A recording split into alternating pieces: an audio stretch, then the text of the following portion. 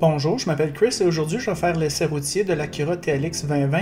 C'est une voiture que je meurs d'envie de conduire. Acura m'a envoyé la version tout équipée et au Canada, cela coûte environ 48 000 canadiens plus le transport et bien sûr tous ces taxes folles. C'est un prix totalement raisonnable en ce qui me concerne. Il n'y a rien qui dit semi-premium comme les berlines Acura. Le Super Handling All-Wheel Drive est adapté aux hivers du Québec et, comme c'est le cas avec la plupart des tractions intégrales, ces systèmes sont mal adaptés à nos prix trop élevés d'essence. Cette voiture boit environ 2 litres de plus que la 4 cylindres à traction au 100 km. J'aime les proportions du TLX, jetez-y un coup d'œil.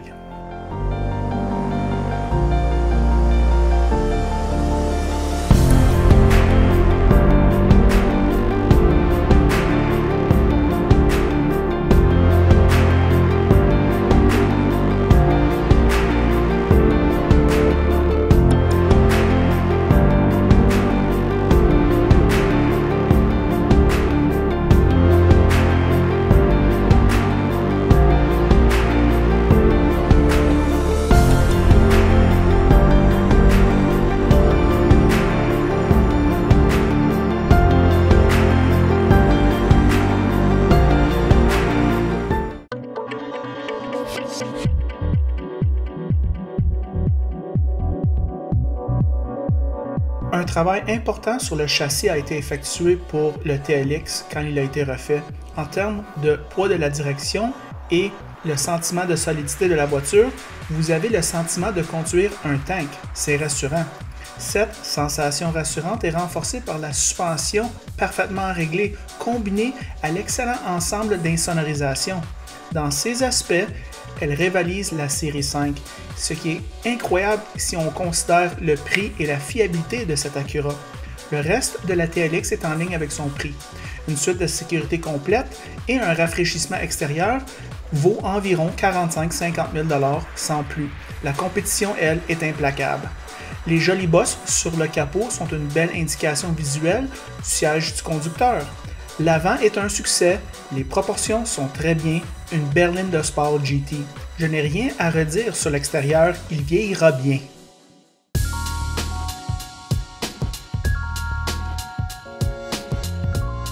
L'intérieur montre son âge et nous ressentons ici 45 000 $ max. La porte illustre bien cela. La garniture est de haut niveau, la poignée de porte est HRV. Les matériaux sont de haut niveau en général. Le design, par contre, est daté. Il y a CarPlay et Auto et le son est premium. L'ergonomie de l'infodivertissement, par contre, est ridicule. Les sièges sont très bons, les inserts d'Alcantara sont agréables, c'est comme du suède, mais sont difficiles à faire l'entretien. Ils sont, par contre, refroidis et chauffés. Une tempête hivernale m'a permis d'apprécier la traction intégrale.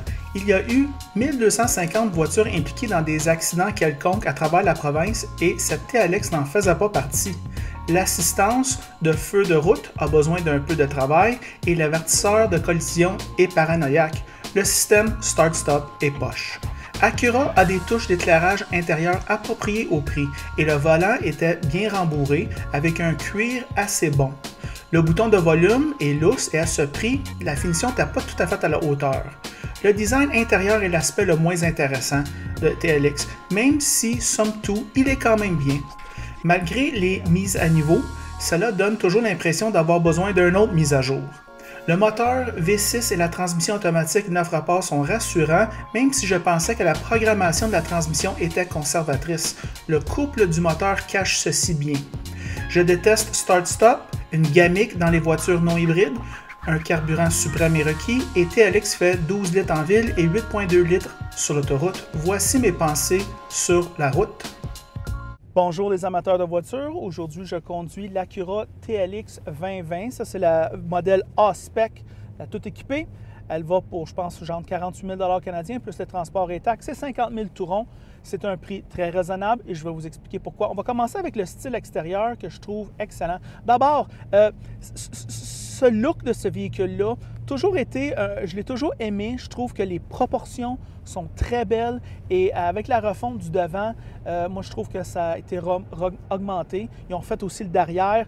Les proportions excellentes. Le devant très beau, le derrière très beau, de côté très beau. J'aime aussi, sous-rapporté par les chroniqueurs, les bosses ici sur le hood.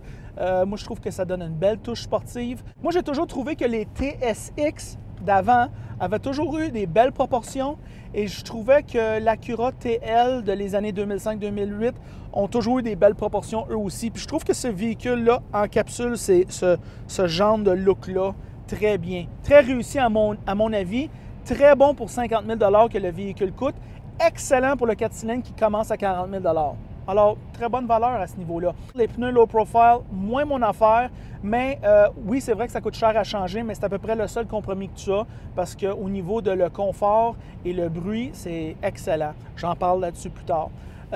On va aller maintenant à l'intérieur. Moi, je trouve qu'il y a deux items qui font en sorte que ce véhicule a vraiment un sentiment de construction écœurant, du moins au niveau de le sentiment de solidité. On commence avec le volant, avec des beaux boudins à 10h et à 2h, mais aussi des beaux boudins à 9h et à 3h. C'est comme un volant un petit peu asymétrique, c'est quand même pas pire ça. J'aime cette touche-là bien faite. Le cuir est correct, très bon, mais pas excellent. Il y a une autre affaire aussi. Je te dirais que l'algorithme au niveau de ce qui gère la résistance du volant, je te dirais que il y a maintenant plus de résistance, on dirait, dans le volant. Et c'est pas forçant, mais ça contribue à un feeling de tank. Aussi, je pense, le fait qu'elle soit un 4 roues motrices, il y a un gros V6 dedans, je pense que ça a été solidifié, cette voiture-là. Je sens vraiment que c'est fait comme un tank. On sent la pesanteur, mais pas la pesanteur dans un mauvais sens. L'autre chose qui fait en sorte que c'est haut de gamme, ce véhicule-là, c'est l'insonorisation et aussi l'absence de bruit de caisse. Ça veut dire que moi, là, j'étais sur l'autoroute, il y avait des gens assis en arrière, on parlait à une voix normale, vraiment une expérience silencieuse, haut de gamme. Fait qu'au niveau de ces choses-là que je vous ai mentionnées à propos de l'expérience de conduite, je te dirais que ça me fait penser à la BMW Série 5, seulement dans ces aspects-là. OK? Ce qui ne ressemble pas à la BMW Série 5, c'est le design intérieur. Ici, là, la console centrale, si on additionne les boutons, je suis en mode FM ici, si j'additionne les boutons digital et les boutons à touche dure, juste ici, on a au-dessus de 40 boutons. Dans le volant, ici, on a presque 14-15. Ça ne sert à rien d'avoir toutes sortes de capacités quand c'est trop compliqué pour être utilisé. C'est de la boîte, c'est de la vraie boîte. Je te dirais que les bancs sont très confortables, c'est typique d'Acura. Le moteur et transmission maintenant, mais ils sont bons. Je te dirais que souvent, il y a 4-5 ans, les transmissions avaient tendance à chercher une gear peut-être un peu trop basse qui faisait comme le moteur forçait un peu trop. Je ressens ça légèrement dans cette transmission ici, du moins en mode normal, mais c'est sûr que le moteur a beaucoup de coupe, fait qu'il n'y en a pas de problème. Néanmoins, c'est une expérience peut-être un petit peu en dessous de la moyenne. C'est bien. C'est bien. À ce prix-là, c'est correct.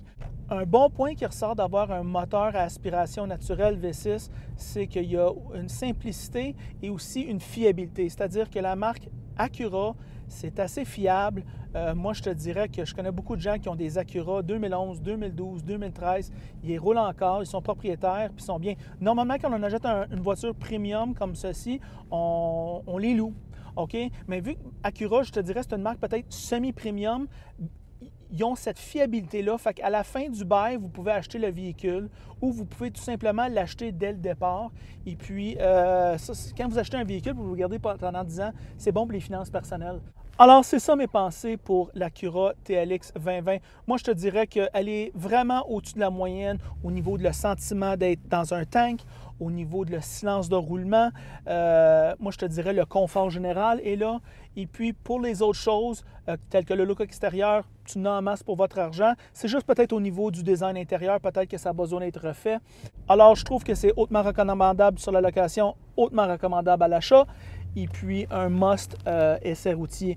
Alors, si vous aimez cette vidéo, aimez-le. Si vous ne l'aimez pas, aimez-le pas. Si vous l'aimez beaucoup, abonnez-vous. Et si vous l'aimez vraiment, et si vous voulez savoir quand est-ce que je vais produire une vidéo, bien alors à ce moment-là, vous pouvez toucher sur le bouton notification et vous allez recevoir une notification lorsque je sors une vidéo. C'est une option que moi, je n'utilise pas personnellement quand je fais du YouTube parce que je trouve ça gossant, mais il y a certains d'entre vous qui pourraient aimer ça. Et c'est tout.